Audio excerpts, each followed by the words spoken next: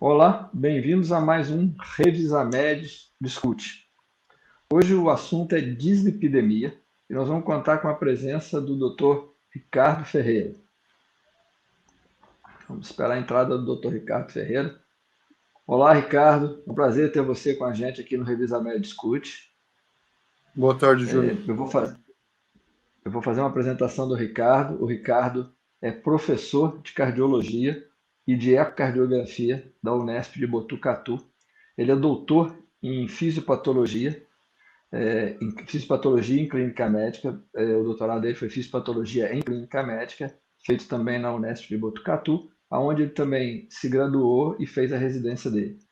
O Ricardo é um cardiologista que ele é também presidente da regional da SOCESP de Botucatu, é um cardiologista respeitado nacionalmente. Ele tem falado muito sobre a questão atualmente da parte das conexões da cardiologia com o comportamento low carb, com o estilo de vida low carb. Ele tem um vasto conhecimento na área e vai ser um prazer conversar com ele sobre dislipidemia. O meu nome é Júlio Abreu, eu sou doutor em pneumologia pela Universidade Federal de São Paulo e eu sou o coordenador médico do Revisamed. Ricardo, a gente tem algumas perguntas, a gente já deu uma discutida no assunto, e normalmente a gente começa com uma definição. Então, a ideia primeiro seria você falar rapidamente para a gente o que é uma dislipidemia, e aí a gente começaria a discutir o assunto dislipidemia. Uhum. Bom, boa tarde, é um prazer estar aqui, Júlio, para discutir um tema tão importante. Então, a dislipidemia, na verdade, é a denominação que se dá para uma alteração nos níveis de lípides, né, que a gente tem na nossa corrente sanguínea. Então, a gente detecta essas anormalidades nos níveis dos lípides através de um exame que é o perfil lipídico, né? Então, é importante lembrar que a dislipidemia ela pode ser primária ou secundária a outras doenças, né? Pode ser uma manifestação de um outro problema. Em muitos casos, a dislipidemia, ou seja, a alteração dos níveis de triglicéridos, de colesterol, eles estão relacionados a hábitos inadequados, como uma alimentação inadequada ou ao próprio sedentarismo, mas em muitos casos essa dislipidemia é secundária a uma outra doença. Então, o perfil lipídico, como eu já falei, é um exame laboratorial, né, onde também conhecido como lipidograma em alguns lugares, mas é o mesmo exame, e ele faz referência à dosagem desses lípidos. Quais lípidos, né? Ô Ricardo, Habitualmente, só para a gente poder, dar uma noção aí para o pessoal que está ouvindo a gente, que você falou que ele pode ser primário ou secundário. Dá um ou dois exemplos de condições em que ele seria secundário. Quanto que seria uma sim. dislipidemia secundária? Então, alguns exemplos típicos de doenças que podem cursar com dislipidemia é o hipotiroidismo, por exemplo, né, que pode alterar os níveis dos lípides. Por exemplo, algumas nefropatias, né, principalmente as perdedoras de proteína, podem cursar com alteração dos lípides, e a cirrose. Então, tem uma série de doenças, a síndrome metabólica, né, o próprio diabetes. Então, doenças que causam, estão relacionadas à resistência à insulina, geralmente cursam com aumento do triglicérides, queda do HDL. Então, outras patologias podem levar à alteração dos lípidos, né? Uma alteração secundária, e você tratando a causa base, às vezes você corrige essa alteração dos lípidos. Outra coisa também que é bom Tá. lembrar é o uso de algumas medicações, né? Então, medicações que a gente usa rotineiramente também podem causar alterações no perfil lipídico, como, por exemplo, o uso de diurético tiazídico, né, que é uma droga comumente utilizada para hipertensão, e o diurético tiazídico, a gente sabe que em algumas pessoas pode elevar os triglicérides. Outras medicações que comumente alteram também é o corticoide, né, que pode acontecer de alterar, e os antirretrovirais, por exemplo. Então, eu só estou dando alguns exemplos, mas de Tá, coisas ok, secundárias que podem se manifestar com alteração do perfil lipídico. perfeito. Você ia começar a falar da questão de alguma coisa O mais do perfil exame, né, lipídico quando eu te interrompi. né, não, o exame do perfil lipídico, habitualmente, só para saber o que é dosado, né? Habitualmente são dosados os níveis do colesterol total, do triglicérides e das frações, chamadas frações do colesterol, né? Normalmente se dosa o HDL, o LDL e o VLDL. Então, essas siglas, né, só para quem não está habituado, elas fazem referência à densidade da partícula, né? Então, LDL Low Density Lipoprotein, HDL High Density Lipoprotein. Qual que é a diferença? É o tamanho da partícula, né? E claro que cada partícula dessa tem a sua função específica, que depois a gente vai comentar mais para frente. Mas é só para fazer uma alusão às coisas que a gente dosa habitualmente, então, no perfil lipídico. E claro, o perfil lipídico, para que serve, então, o perfil lipídico na prática?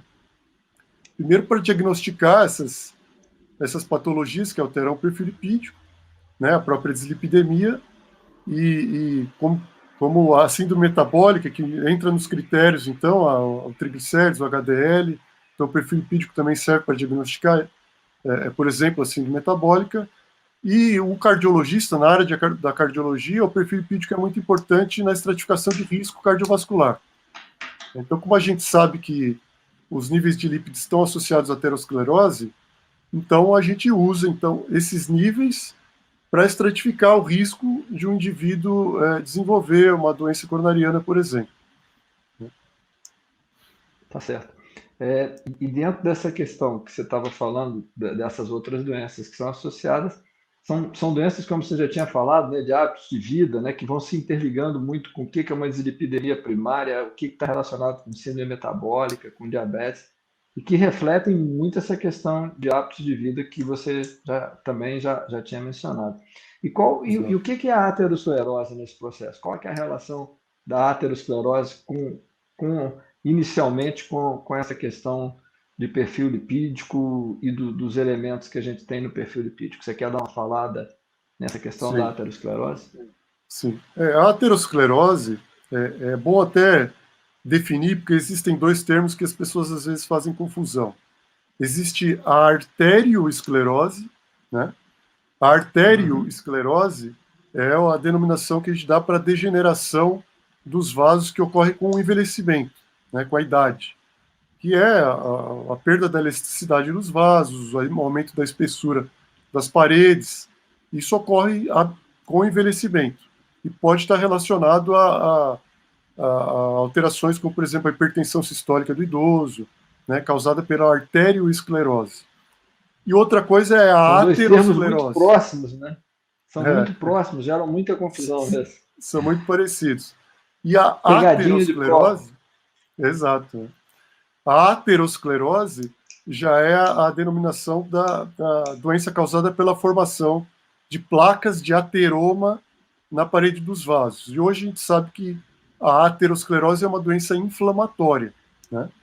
E ela pode se manifestar em qualquer território arterial, né? Quando é no coração, a gente vai chamar de coronariopatia, mas pode ser no sistema nervoso, nas artérias periféricas, que aí seria a doença arterial obliterante periférica, nos rins. Então, a aterosclerose é um processo sistêmico, né? E aí pode cursar com uma série de problemas. E só para puxar a sardinha para o meu lado, né? A gente tem não a aterosclerose, mas a inflamação que é decorrente desse processo, né? Ela participa da asma, ela participa da DPOC, ela participa de várias outras doenças pulmonares. É, Sim, a gente normalmente tem uma tendência a pensar, né, nas doenças metabólicas envolvendo fígado, envolvendo rins, envolvendo, obviamente, o coração, mas o pulmão é muito esquecido, né? E ele está participando desse processo da mesma maneira, né? Então é um processo exato. realmente que você falou dessa inflamação sistêmica de baixo grau, né, que traz É, repercussão para tudo quanto é lado. exato. E a aterosclerose É, tem tudo a ver com colesterol, né? Então, dentro desse mecanismo fisiopatológico da aterosclerose, aí a gente tem a participação do colesterol, né? Eu posso até compartilhar aí uma figura para a gente poder explicar melhor isso daí. com certeza, acho que seria super interessante. Vou colocar aqui então.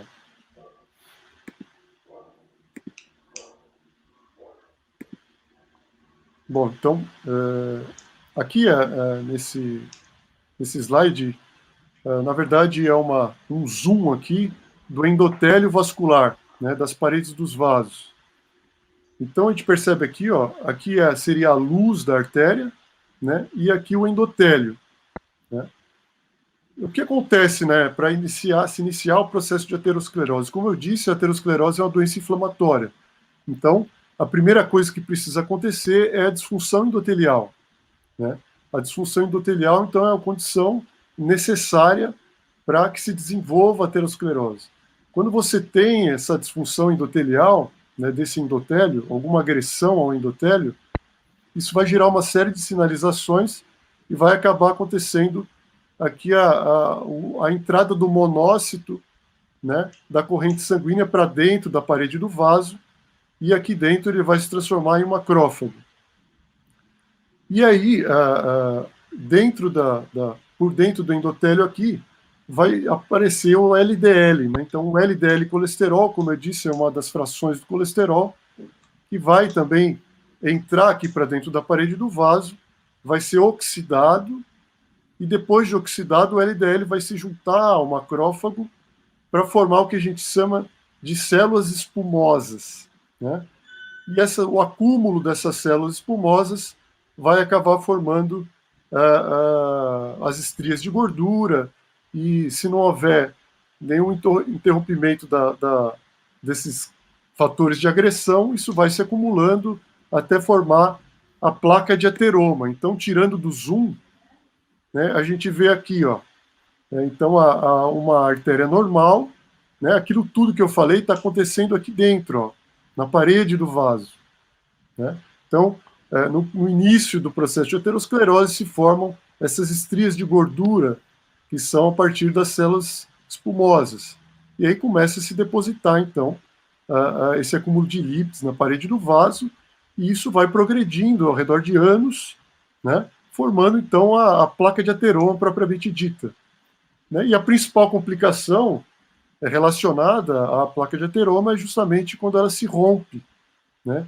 A ruptura dessa placa de ateroma vai fazer com que esse conteúdo lipídico entre em contato com a circulação, o plasma, e desencadeie uma série de outras cascatas com formação de trombo, etc., e a oclusão, culminando com a oclusão do vaso, da luz da artéria, e que a gente sabe levando a infarto, AVC e uma série de complicações, que são as doenças cardiovasculares.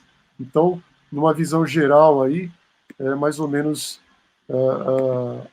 isso daí que ocorre na aterosclerose. Ô, Ricardo, essa imagem é muito boa, né? Porque muitas pessoas acham que tudo que está acontecendo da aterosclerose está na luz do vaso, né? E o que é o que você mostrou, né? Isso é extremamente interessante, É que por a dentro, lesão né? começa pela luz do vaso, né? Mas ela está lá dentro do vaso, né? E ela se rompe quando ela rompe, e até essa questão toda da própria atividade inflamatória, né? Que a gente está vendo aí na Covid, né? Por que a Covid se relaciona muitas vezes com é, acidente vascular cerebral, com infarto agudo, durante o processo em que o paciente está na reação inflamatória, né?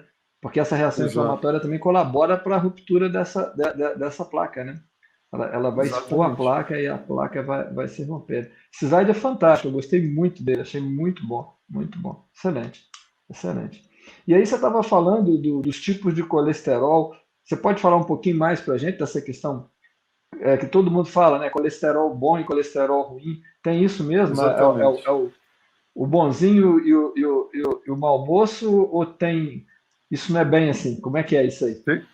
Tem algumas nuances aí, né? Mas realmente a gente usa essa denominação quando se fala em tipos de colesterol. A gente fala em colesterol bom e colesterol ruim, e não é errada essa denominação, ele até facilita para a gente explicar as coisas para o paciente, né? Eu acho que é uma Uhum, denominação que é bem-vinda. Só que a gente tem que uhum. explicar direito algumas nuances. Então, quando a gente fala em colesterol bom, a gente está falando do HDL, né, basicamente. Então, por que o HDL é chamado de colesterol bom? Porque, na verdade, essas partículas, as lipoproteínas, elas servem para transportar o colesterol e o triglicérides no organismo, né, no plasma. Então, enquanto que o LDL ele transporta a gordura, né, os ácidos graxos em forma de colesterol e triglicérides do fígado para os tecidos, o HDL faz o processo contrário. Ele faz o que a gente chama de transporte reverso do colesterol. Ele leva o colesterol dos tecidos para o fígado, de volta ao fígado. Então é por isso que ele é o colesterol bom, né? Ele acaba recolhendo o colesterol e devolvendo ao fígado, né? Esse transporte reverso. Mas não é só isso que o HDL faz.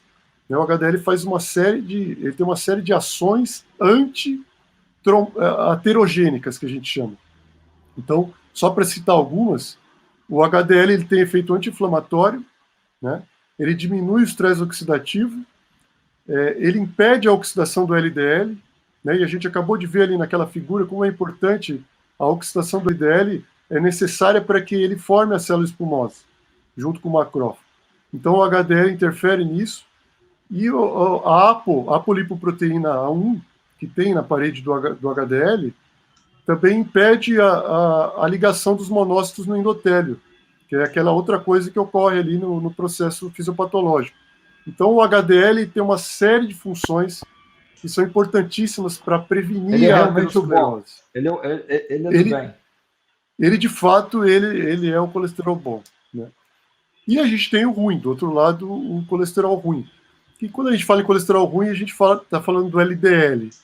Mas, na verdade, só colocando um parênteses, todas aquelas outras frações de colesterol, o VLDL, o IDL, que é uma densidade intermediária, eles têm também propriedades heterogênicas. É que a gente acaba falando do LDL porque é o que participa na maior parte, né? Mas os outros também, tanto que se usa uma expressão que é colesterol não HDL. Quando a gente fala em colesterol não HDL, a gente está falando de todos os outros, não está falando só do LDL. Então, até nas diretrizes tem lá metas de colesterol não HDL, que seria o total menos o HDL. E aí a gente está falando de todas essas partículas, VLDL, IDL, LDL. Mas vamos ficar no LDL, que é o mais famoso, vamos dizer assim. Então, o LDL, como eu mostrei ali na figura, ele participa ativamente aí do processo da aterosclerose. E aí acaba que se utiliza o LDL aí para metas de tratamento e que você que acompanha aí as minhas postagens no Instagram já percebeu que eu tenho uma visão um pouco diferente a respeito disso. Então, existem Por isso duas que eu te linhas de convidei para raciocínio. falar aqui. Existem duas linhas de raciocínio na cardiologia. Né? Algumas que admitem que o LDL seria um fator causal. Né? Ou seja, quanto maior o LDL, maior a chance da pessoa ter aterosclerose. E existe uma outra linha de pensamento que acredita que o LDL ele só faz parte do processo, mas que é possível uma pessoa ter níveis altos de LDL e não ter risco aumentado de aterosclerose. Essa controvérsia surgiu porque existem vários estudos na literatura que fazem a gente colocar essa possibilidade aí. Eu posso até mostrar depois algumas imagens para a gente conversar melhor sobre isso. Então, dentro do LDL, hoje a gente sabe que não existe só um tipo de LDL. Né? A gente começa por aí. Muita gente já deve ter ouvido falar que a gente tem um LDL pequeno e denso, né, que é o mais heterogênico, a gente chama de padrão B, e a gente tem um LDL grande, que é o chamado de padrão A. Então, tem mais de 7 subtipos de LDL. A gente faz esse padrão A e padrão B para simplificar. Mas o fato é que pessoas que têm esse padrão B de LDL, que é o pequeno, têm maior risco de aterogênese. E pessoas que têm o LDL grande têm o menor risco de aterosclerose. Então, às vezes, no exame de sangue, a gente dosa tudo. Né? Então, uma pessoa, 2 indivíduos com LDL de 130 podem ter um risco cardiovascular diferente, dependendo do padrão de LDL que ele tem. Por isso que algumas pessoas acham errado a gente usar apenas o nível de LDL para estratificar, para decidir se a pessoa vai tomar ou não uma estatina, por exemplo. Porque com o mesmo nível de LDL, você pode ter duas pessoas com um risco cardiovascular totalmente diferente. Eu vou até compartilhar uma figura aqui para ficar mais, acho que nítido isso daí. Ó. Vamos lá. Ó, então, aqui está dando para ver a figura, né? Está entrando. Já entrou. Uhum. Então, veja, ó, aqui são dois pacientes com LDL de 130. Os dois têm o LDL de 130. Se você dosar lá no sangue dos dois, vai dar o resultado, LDL 130. Só que esse paciente tem o padrão A, com um LDL grande, enquanto que esse paciente tem um LDL de padrão B, com um LDL pequeno. Então, veja, apesar dos dois terem o mesmo nível de LDL, esse paciente tem um alto risco de aterosclerose, porque esse padrão ele tem mais chance de causar aterosclerose, enquanto que esse tem menor chance. Então, como eu disse, você utilizar o LDL sem fazer outras avaliações, sem levar em conta o contexto, você pode muitas vezes acabar tratando pessoas desnecessariamente. Então, Como aí você vai fazer essa distinção? Exatamente. A próxima pergunta óbvia é essa. Né? E como eu sei? Então, se o meu LDL é do padrão bom ou do padrão mais perigoso? Então, existem outros exames que vão dar essa dica para a gente. Né? Um dos exames que a gente usa é, por exemplo, a relação triglicérides-HDL. Né? O que é essa relação triglicérides-HDL? Você divide o nível de triglicérides pelo nível de HDL. Bastante simples. Né? Pessoas que têm o triglicérides alto e o HDL baixo têm maior chance de ter o padrão B, ou seja, o LDL pequeno e denso. Né? Por isso que essa relação triglicérides-HDL tem uma ótima predição de doença coronariana. Veja, aqui nessa figura a gente vê o risco de infarto do miocárdio de acordo com a relação triglicérides-HDL do paciente. Perceba quando a gente vai. No paciente que tem essa relação elevada, o risco dele é muito maior do que aquele que tem uma relação baixa. E muitas vezes você pode pegar um paciente nesse quartil 1, nesse quartil 4, e eles têm o mesmo nível de LDL. Então, só que o que muda de um para o outro? Muda o padrão do LDL dele. Né? Então, a gente sabe que a relação triglicérides-HDL ele tem uma predição para a doença coronariana muito melhor do que o próprio nível isolado de LDL. Por isso que a gente usa, se recomenda utilizar.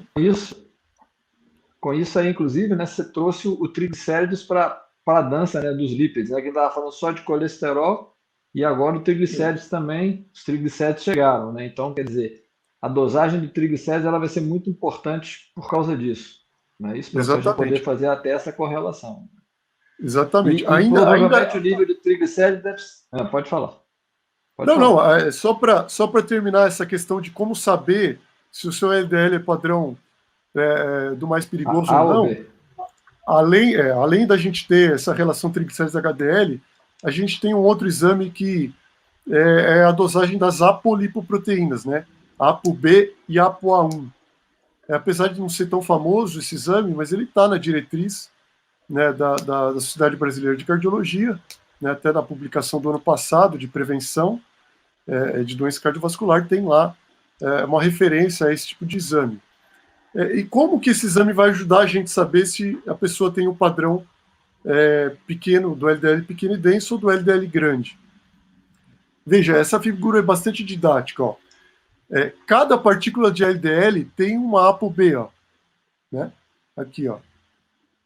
Então, se eu tenho as partículas grandes, né, você veja, os dois pacientes têm o LDL de 130, mas esse paciente, como tem o LDL grande, ele tem apenas duas ApoB.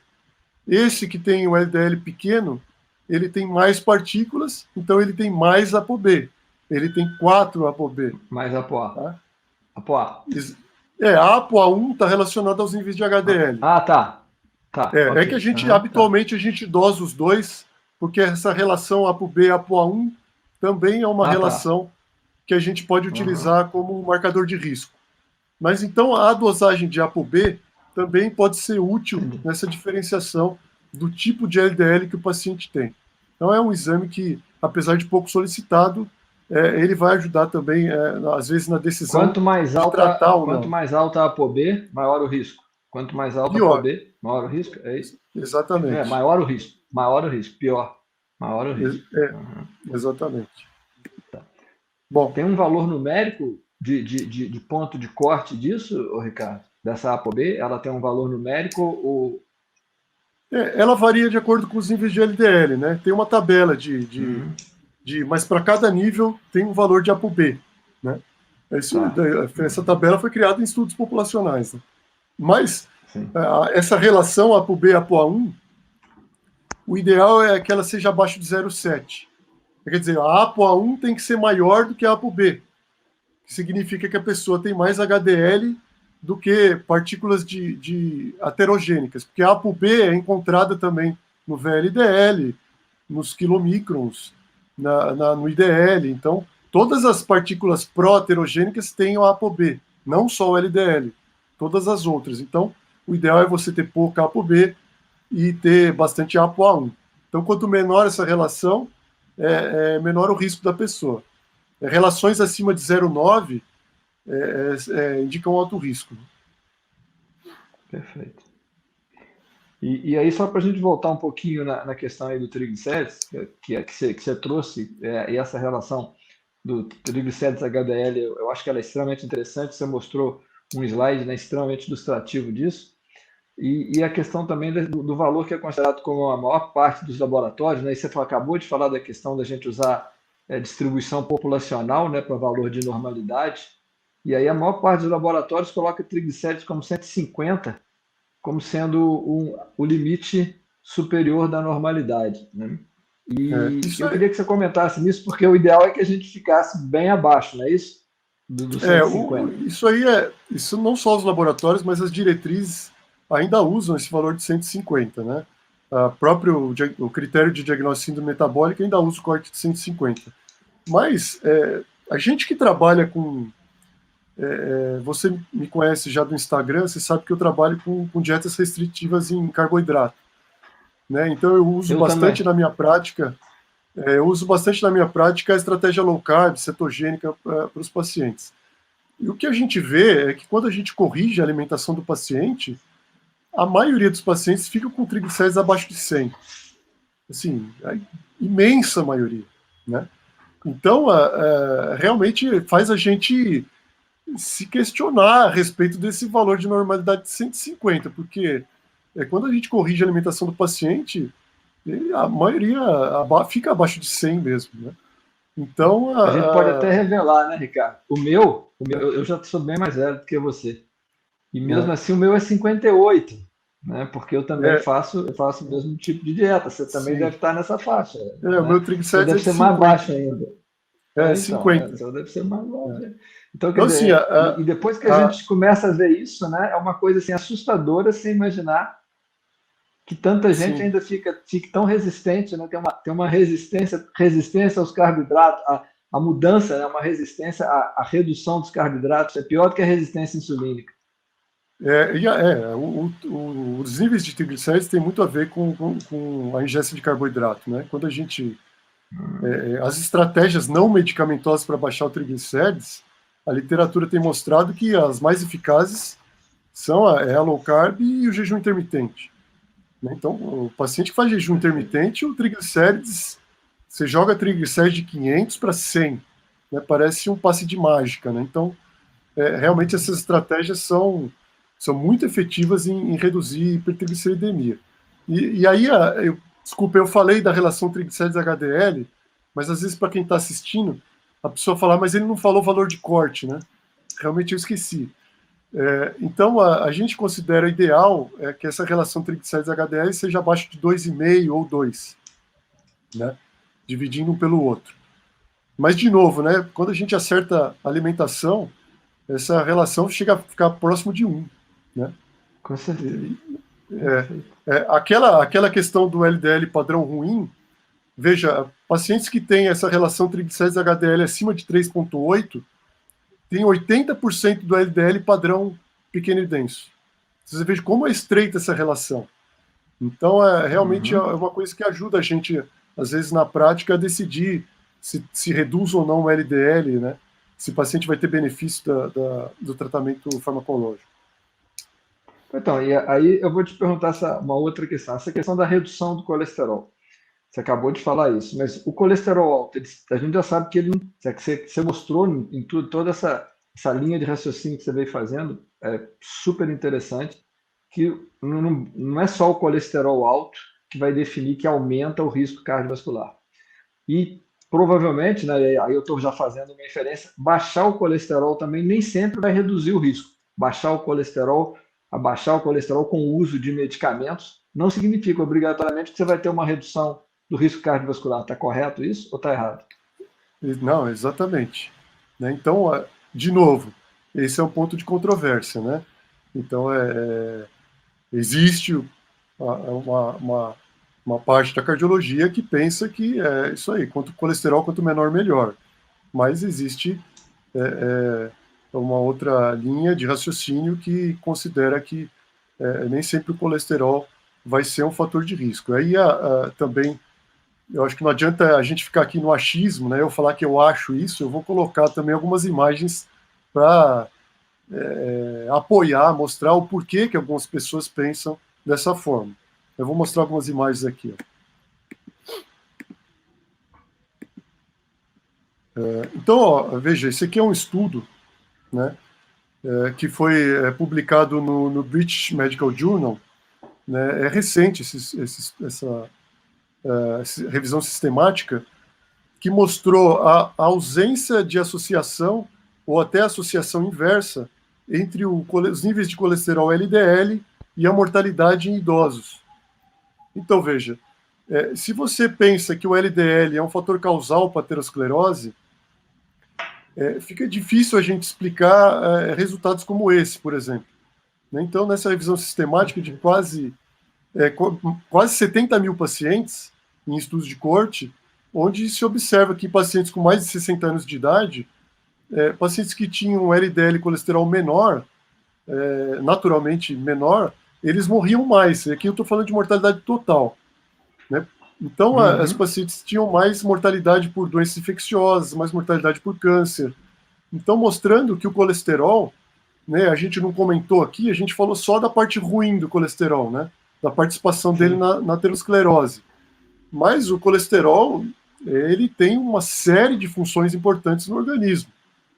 Né? Então, para citar algumas aqui, né, o colesterol ele participa da membrana das células, né? Então, é a parte estrutural das células. Ele participa da produção de hormônios, né? Então, progesterona, estrógeno, testosterona. O colesterol ele participa da produção de vitaminas lipossolúveis, né? Então, vitamina A, D, E, vitamina K. Né? Então, veja quantas funções a gente tem. Né? O próprio cérebro ele é rico em colesterol. Né? O colesterol é primordial para a função da serotonina.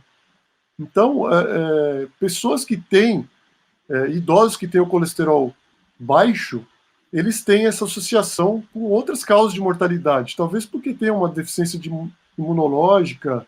Então, o colesterol baixo pode estar apenas sinalizando que ele tem algum problema de saúde. Né? Então, na verdade, Uhum. os níveis de colesterol eles são importantes para uma série de funções biológicas. Então, quando a gente diminui artificialmente através de medicações o colesterol, você pode também estar induzindo alguns problemas do paciente.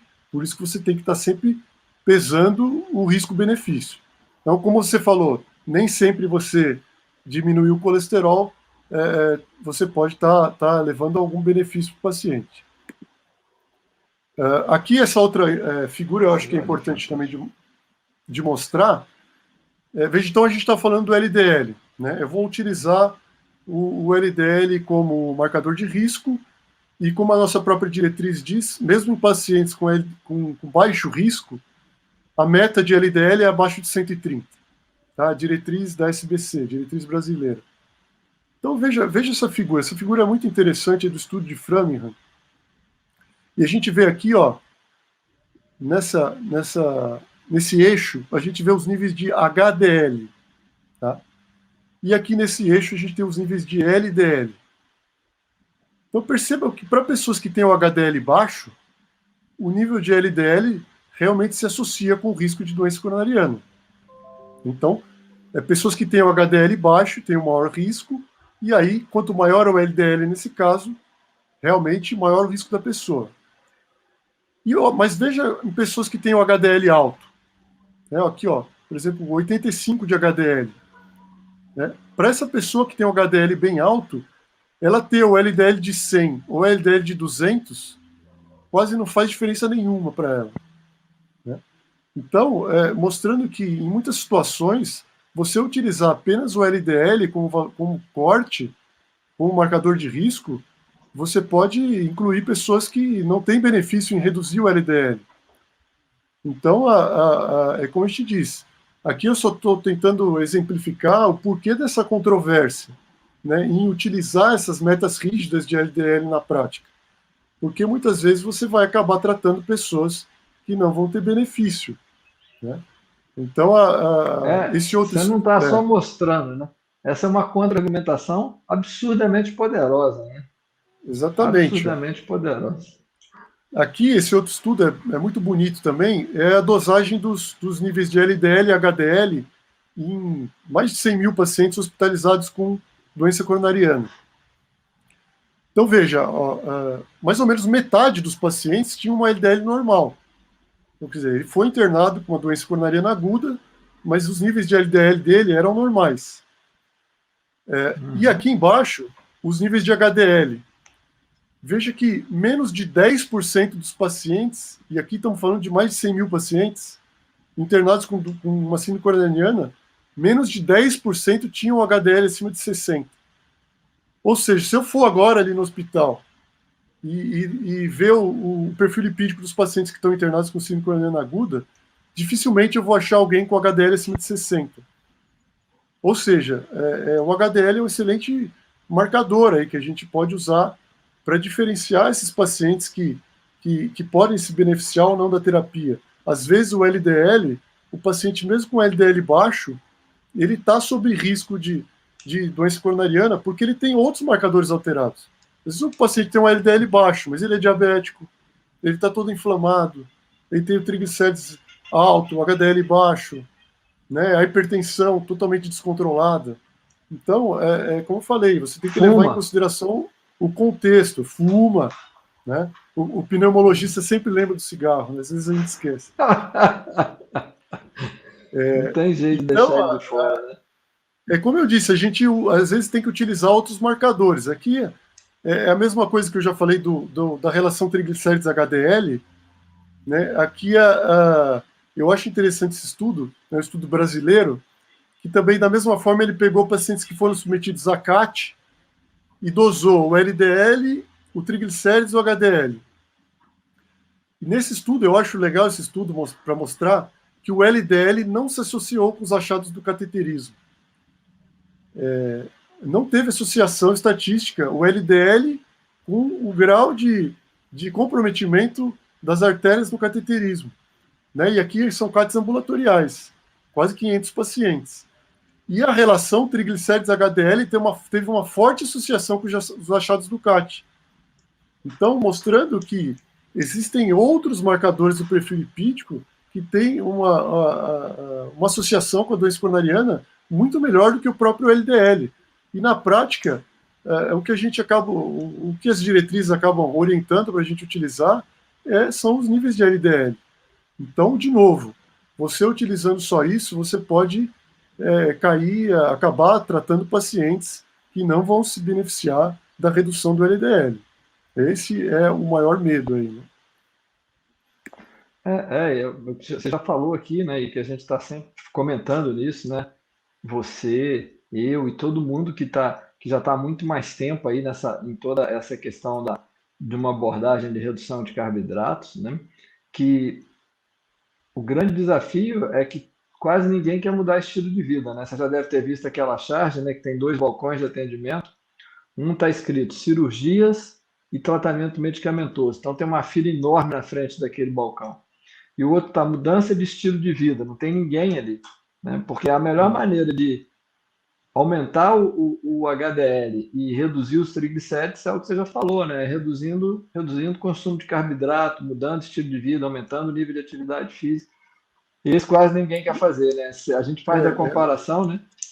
Que o pneumo já Exatamente. trabalha com cessação de tabagismo há muito tempo, né? A gente já trabalha com isso, que é uma mudança de comportamento, né? E às vezes eu acho que é mais difícil a pessoa mudar o comportamento alimentar dela do que parar de fumar. Eu já tenho começado a achar que é mais difícil. Porque aquilo que eu te falei, a gente também na pneu está cada vez mais vendo que esse padrão associado à dislipidemia, à obesidade, à diabetes, coloca o paciente num risco de doenças pulmonares muito mais graves. E então a gente também tem que começar a intervir nisso. E é muito difícil, né? É uma parte que é muito difícil. Ricardo, deixa eu Exatamente. aproveitar então aqui o gancho. Dentro do que você falou, então, quando é que você acha que deve ser usado uma estatina? É. Então, para a gente decidir melhor, né, se o paciente deve utilizar ou não estatina, né, para prevenir a doença cardiovascular, a gente tem que, habitualmente, utiliza os scores de risco, né?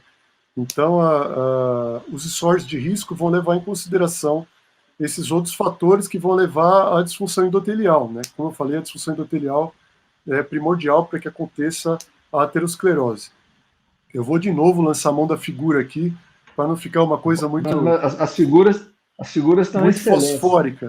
E só para poder lembrar, né, para quem É, está assistindo a gente, que for assistir a gente, que o Ricardo ele tem um Instagram super rico, @Ricardo Ferreira, e é realmente assim, tudo que ele está falando, ele sempre está mostrando evidência, se você realmente ficar um tempo, você vai sair daquele Instagram assim com uma grande riqueza de conteúdo, né? Você tá de parabéns, o teu Instagram tá fantástico. Realmente merece, obrigado. merece ser visto, merece ser seguido.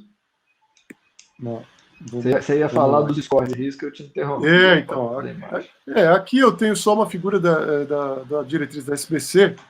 Então, por exemplo, no score mais clássico, a gente vai usar uma pontuação, né, onde você vai levar em consideração a idade do paciente, os níveis de HDL, os níveis de colesterol total, os níveis de pressão, se ele fuma ou não, se ele tem diabetes ou não.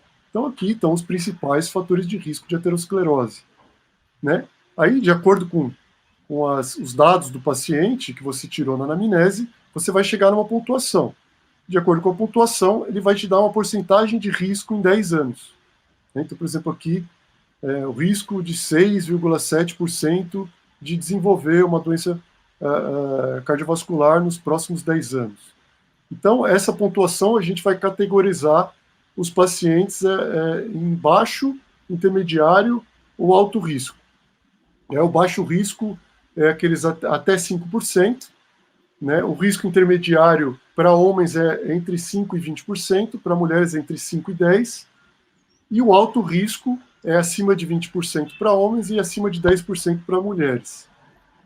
Isso a gente está falando de prevenção primária. Na prevenção secundária, quer dizer, aquela pessoa que já tem doença, já infartou, já fez um cateterismo, tem artérias obstruídas, então isso a gente chama de prevenção secundária. Esses pacientes a gente classifica como muito alto risco, né? Ele já tem a doença. E aí esses pacientes, esses a gente sabe que esses se beneficiam realmente da utilização de estatinas, né? As estatinas, elas têm um efeito pleotrópico, um efeito anti-inflamatório, então, de fato, elas têm um efeito anti-aterogênico, né? Então, para pacientes de muito alto risco, eles têm uma possibilidade maior de se beneficiar. Toda a discussão que se coloca, a controvérsia, é na prevenção primária de pacientes de risco intermediário e baixo risco. Então, e eu vou pedir licença aqui para mostrar umas figuras que eu uso no consultório para explicar uma analogia para o paciente, às vezes, de quando se a gente deve reduzir ou não o LDL, quando a gente vai ter benefício disso. Então, vou colocar aqui, ó, ela é bem simplória, mas ela vai servir para Essas a imagens gente. são as mais poderosas. Exatamente, porque fica gravado na memória, né? Fica no inconsciente. Então, veja, ó, para a gente construir uma casa, a gente precisa dos tijolos e precisa do pedreiro. né? Essas duas condições são necessárias para você construir uma casa. Então, aí aqui,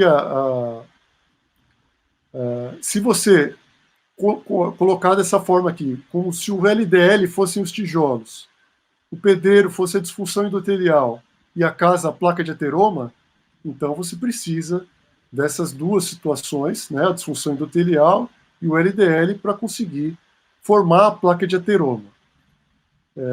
Quando você tem uma situação onde você não tem a disfunção endotelial, e aqui a gente está falando de um paciente de baixo risco, então o paciente não é hipertenso, o paciente não fuma, ele não é obeso, ele tem uma alimentação adequada, né, faz exercício. O paciente, dificilmente, ele vai ter disfunção endotelial.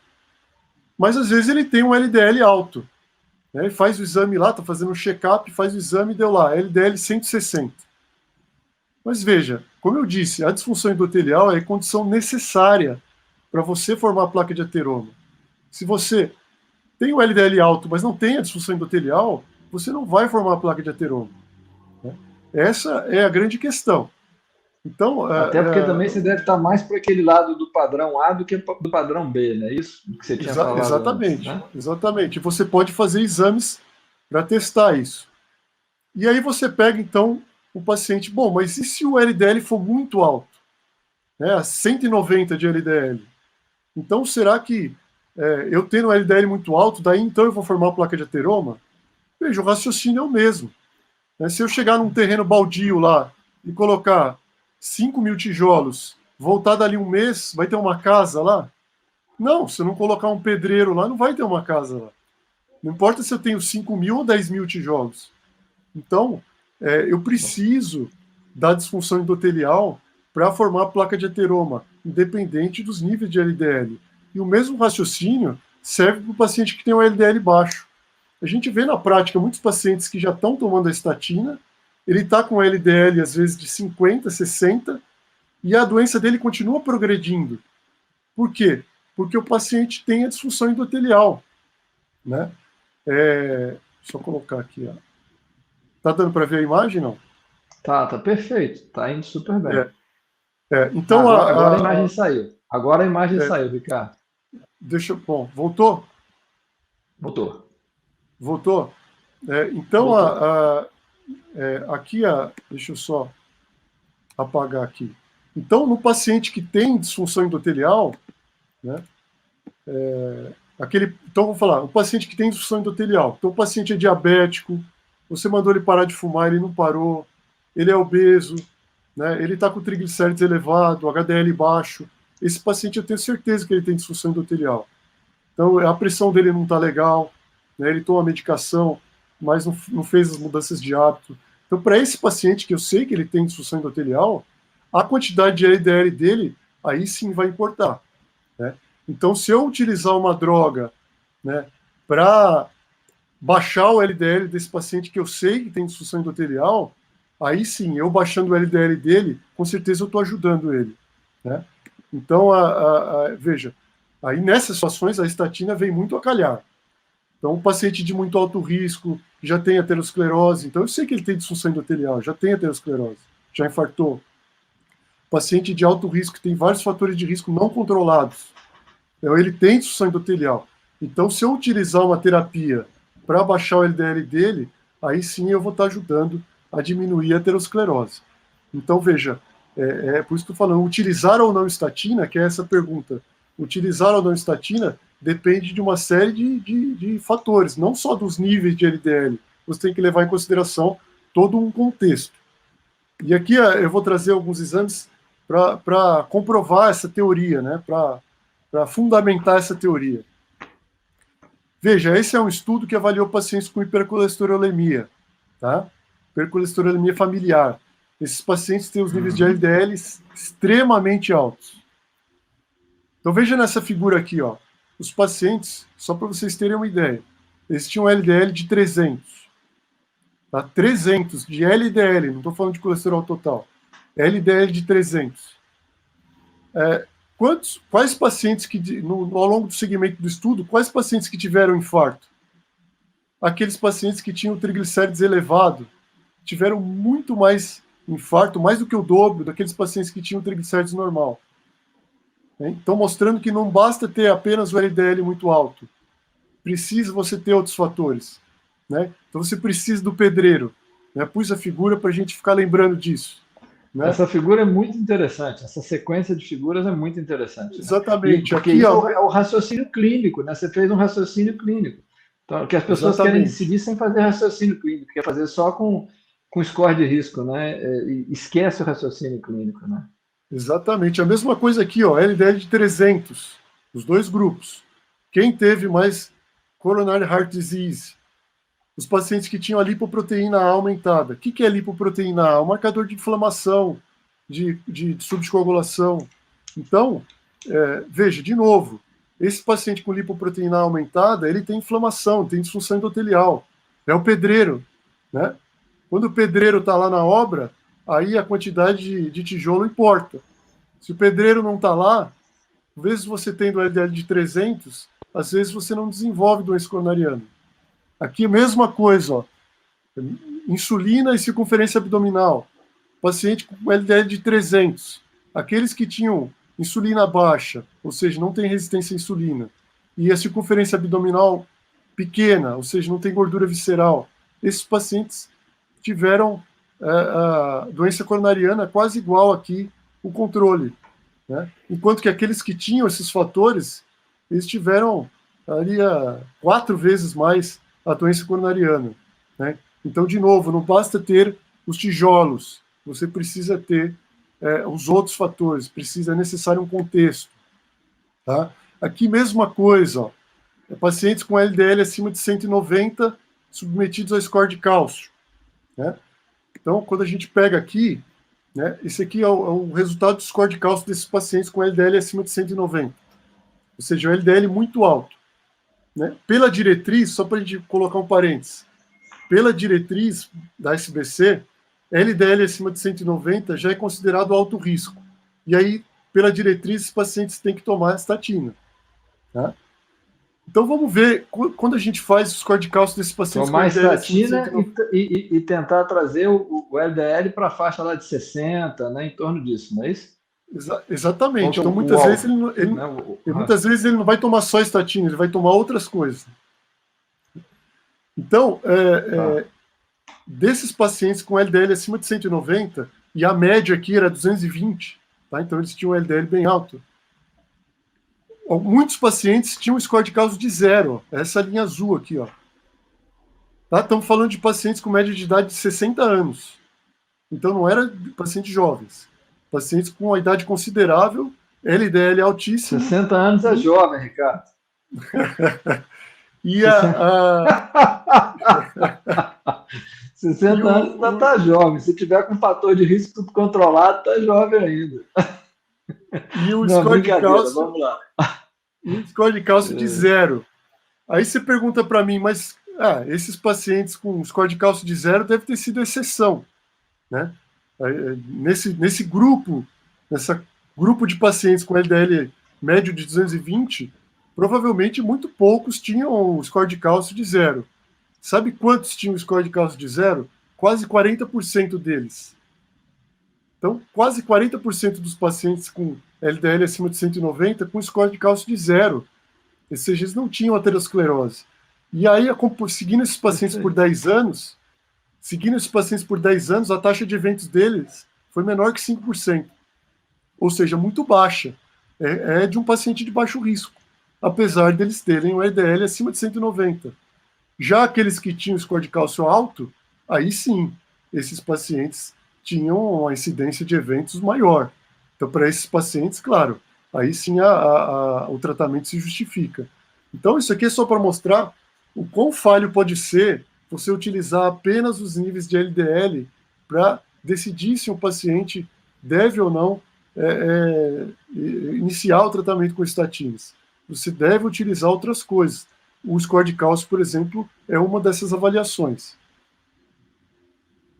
Aqui, ó, eu vou, só para não me alongar muito dentro disso, mas eu acho que esses estudos são fundamentais para a gente sedimentar essa tá ideia. Tranquilo, tá muito bem. Uhum. Então aqui, ó, a mesma coisa, né? Ele utilizou o score de cálcio em pacientes que eram candidatos a utilizar a estatina. Esse trabalho é fantástico. O que ele fez? Ele calculou o score de risco dos pacientes pela diretriz, como eu mostrei, levando em consideração os dados da anamnese. E aí classificou pacientes em baixo risco e em risco moderado. Aqui, ó, pela diretriz americana, entre 7,5% e 20% é um risco moderado. Na diretriz americana, esses pacientes já tinham recomendação de utilizar estatina. Então, veja, um paciente que está lá no seu consultório, você fez o score de risco cardiovascular com os dados que você acabou de tirar na anamnese, os exames que ele te trouxe, e você chegou no risco intermediário. Aí, pela diretriz, você falou, ó, o senhor precisa tomar estatina. Né? Aqui na diretriz está falando que tem indicação. Aí o que eles fizeram? Fizeram o score de cálcio desses pacientes. 45% dos pacientes tinham score de cálcio de 0. Eu não estou falando de exceções aqui. Estou falando de quase metade dos pacientes. Quase metade dos pacientes que tinham indicação pela diretriz de tomar estatina tinham 0 de aterosclerose, com uma taxa de eventos de menos de 5 para 1.000, né, no segmento. Então, veja quantos pacientes você pode estar dando uma medicação sem o paciente ter um real benefício. Né? Você pode estar causando um malefício para o paciente. A estatina não é uma droga inofensiva. Né? Tem o risco de miopatia, né? Tem o risco de desenvolver diabetes, né? Tem um NNH para desenvolver diabetes. Então você tem que sempre pesar NNT, NNH, quer dizer, o risco de benefício e o risco de malefício. Né? A chance de benefício e o risco de malefício. Então, quando a gente joga em curvas aqui, ó, olha essa imagem. Pacientes com score de cálcio de 0. A diferença entre os pacientes que eu dei estatina e não dei estatina. Aqui tem 2 linhas, tá? Acredite em mim, são 2 linhas. Por que eu não estou vendo? Porque elas estão exatamente sobrepostas. Superpostas. Exato. Você tomar ou não estatina não fez diferença absolutamente nenhuma em quem tinha score de cálcio de 0. Então, veja, a gente acabou de ver ali naquele estudo que quase 45% dos pacientes que pela diretriz tinham recomendação de usar estatina tinham score de cálcio de 0. O que acontece quando você dá estatina para alguém com score de cálcio de 0? Nada. Aqui é um segmento de 12 anos. Não mudou nada na incidência de eventos cardiovasculares. Tomar ou não estatina. Tá? E para quem tem score de cálcio alto? Não, aí sim, ó. Veja como as curvas se distanciam.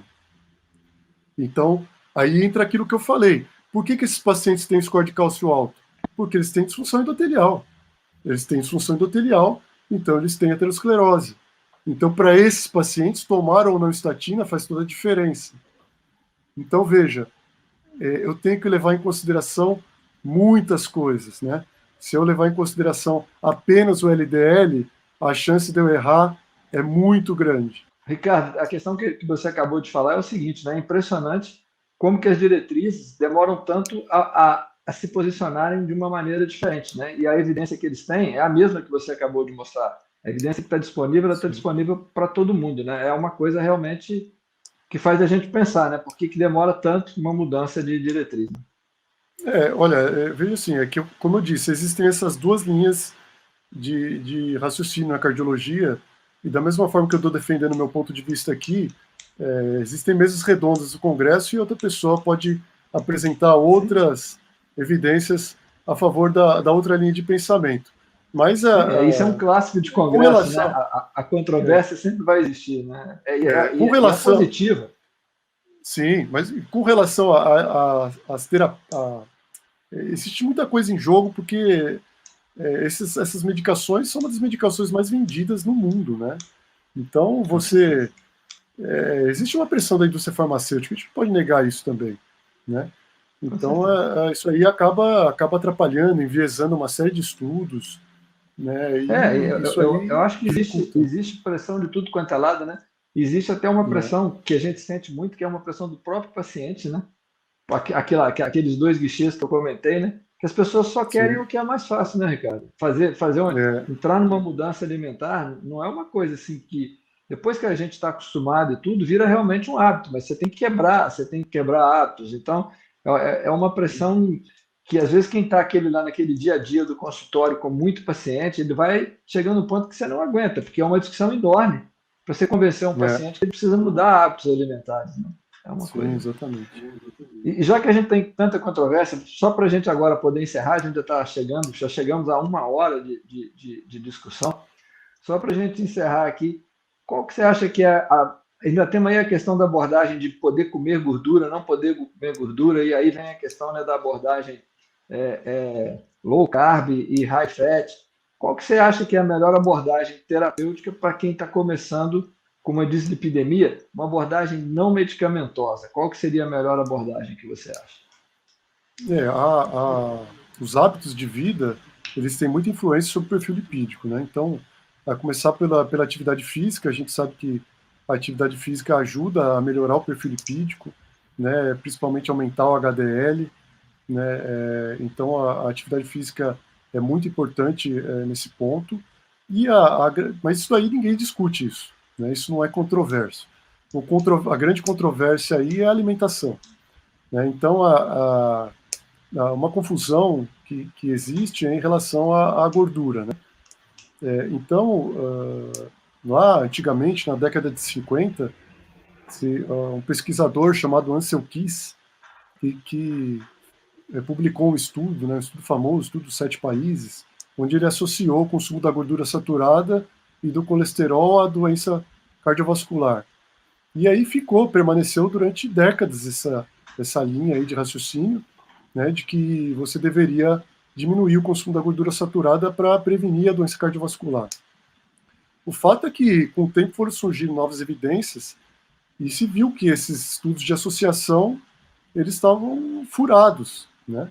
As evidências atuais que a gente tem a respeito disso, né, não falam mais sobre a limitação de gordura saturada no intuito de prevenir a doença cardiovascular, né? Então, a próprio consumo de alimentos com colesterol, né, a gente sabe que a 75% do nosso colesterol circulante, ele é produzido pelo fígado, ele não vem da alimentação.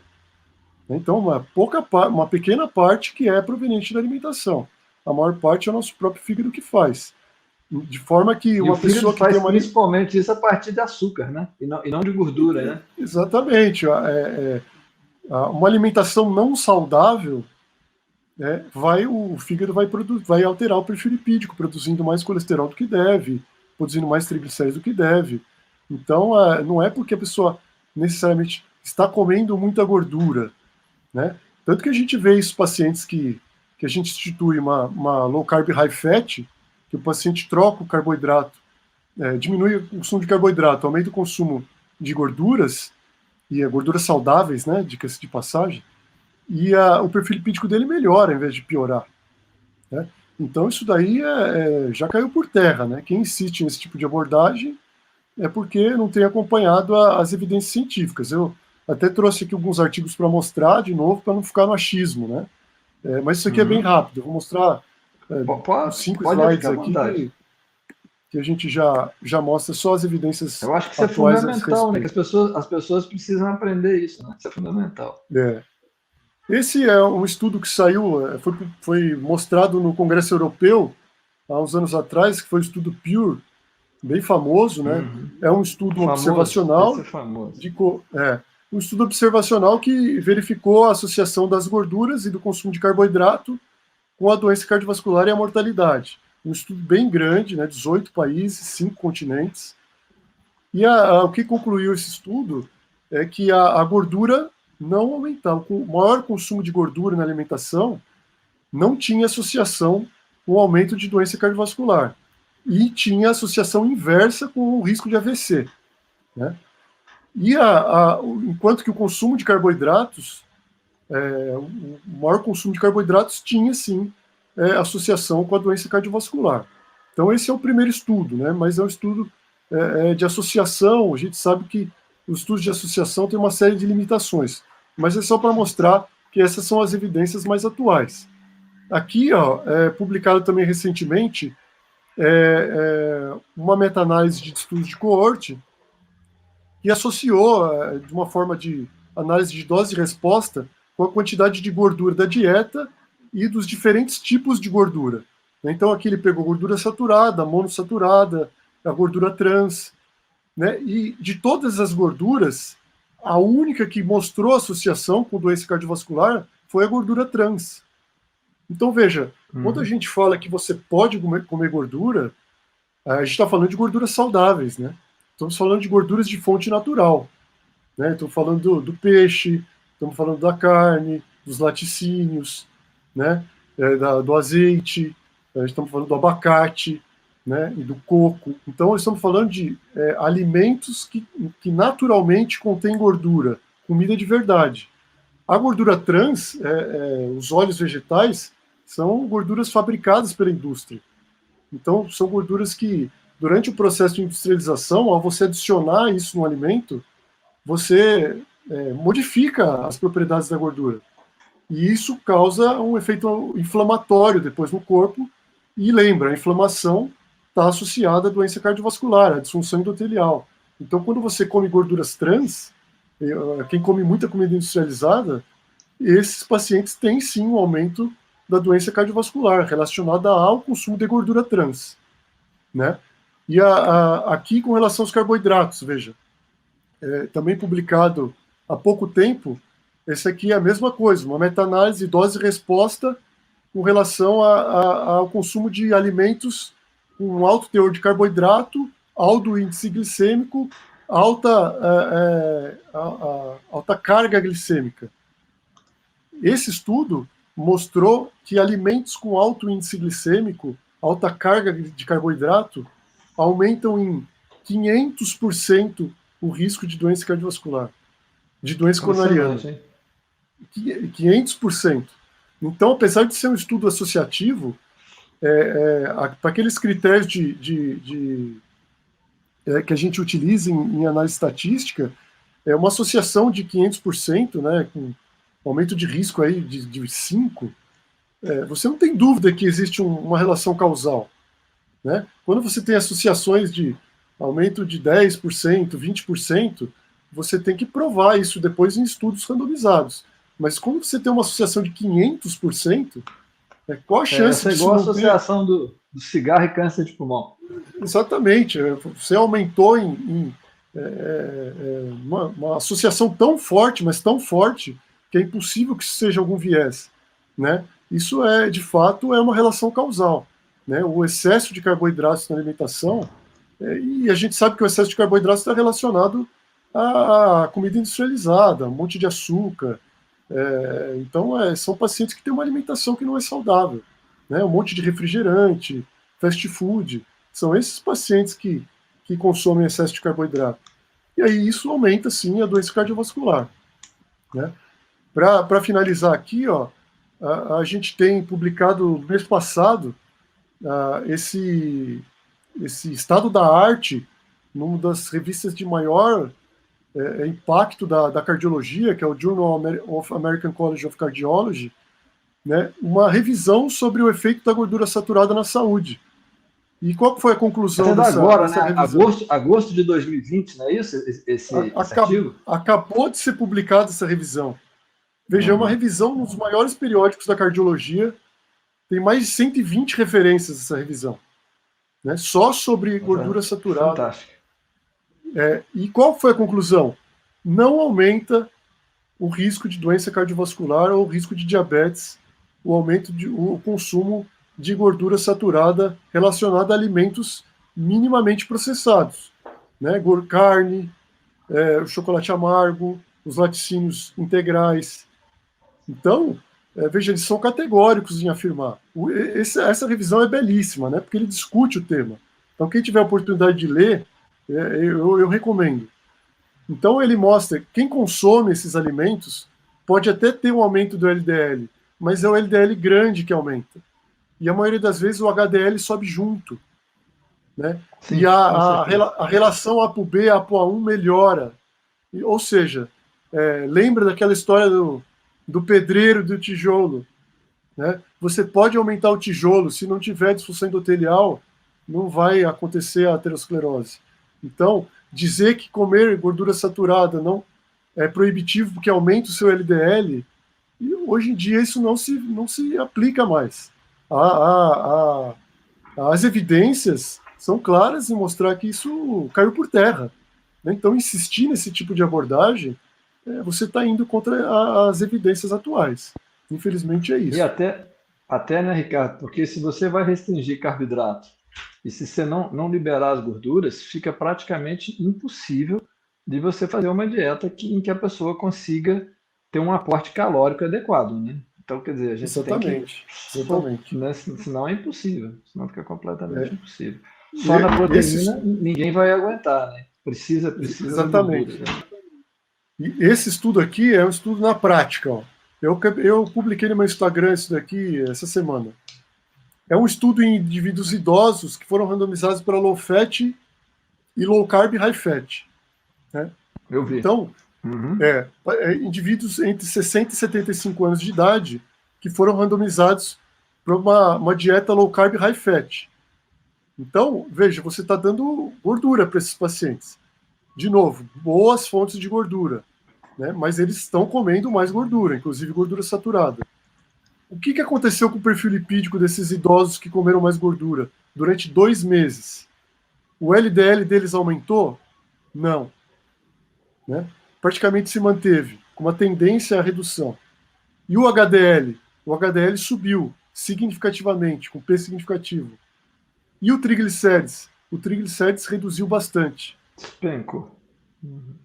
Exatamente. Então, veja, eles, de novo, são idosos entre 60 e 75 anos, comendo mais gordura e menos carboidrato. O que aconteceu com o perfil lipídico desses pacientes? Melhorou.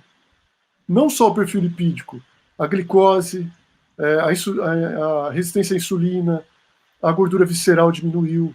Então, uma série de benefícios, de marcadores de risco. Então, e os pacientes com low fat não tiveram o mesmo benefício. Né? Então, mostrando que. Tirou o pedreiro. Tirou o pedreiro. Exatamente, isso daqui é a prática.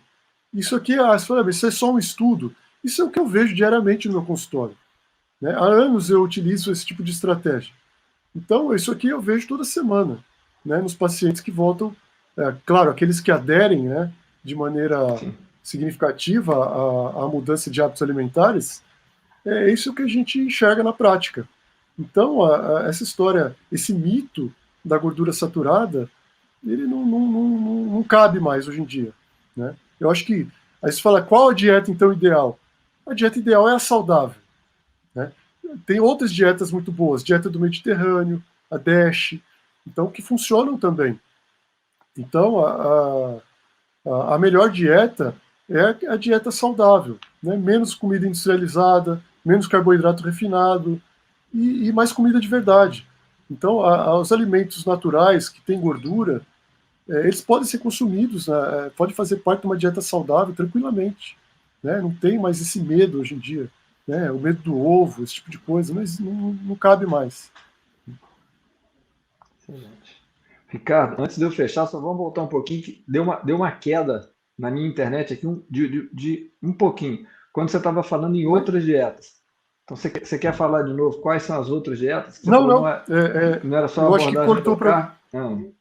Sim, cortou para você, mas estava. Na verdade, é o que eu Ah, falei, tá. assim, porque às vezes a gente que trabalha muito com low carb, a pessoa fala, mas vocês defendem muito a. Opa, caiu o meu microfone. Tá dando para ouvir, não? Tá, não, tô te ouvindo, tô te ouvindo, tô te Que ouvindo. caiu o meu fone aqui. A gente que trabalha muito com low carb, às vezes a pessoa fala, mas vocês só defendem low carb. Na verdade, não. Eu defendo comida de verdade. Né? O paciente pode fazer uma dieta mediterrânea, pode fazer uma DASH. São dietas que também são boas. Né?